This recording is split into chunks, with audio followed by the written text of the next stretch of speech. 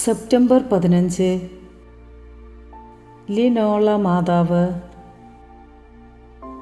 ഒളിവിൽ കഴിഞ്ഞിരുന്ന ക്രിസ്ത്യാനികളെ റോമൻ പടയാളികൾ കണ്ടുപിടിച്ച് കൊന്ന സ്ഥലമായ ലിനോള കുന്നിൽ മാതാവിൻ്റെയും ഉണ്ണിയേശുവിൻ്റെയും രൂപം പ്രതിഷ്ഠിച്ച ഒരു പള്ളി 1250 പണിതു.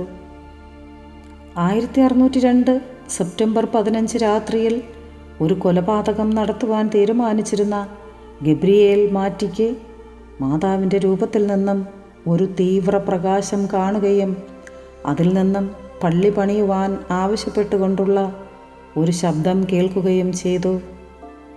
ഈ രൂപം ഗബ്രിയേൽ കൂട്ടുകാരെ കാണിച്ചപ്പോൾ മാതാവിൻ്റെ കീഴ്ചുണ്ടിൽ നിന്നും രക്തം ഇറ്റുവീഴാൻ തുടങ്ങി.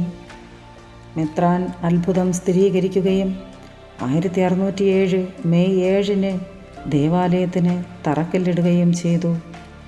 1610 ഇന്ന് മെഡോണ ഡെൽ കോളി എന്നറിയപ്പെടുന്ന ആരാധനാലയം വിശ്വാസികൾക്ക് വേണ്ടി തുറന്നുകൊടുത്തു. Ave Maria.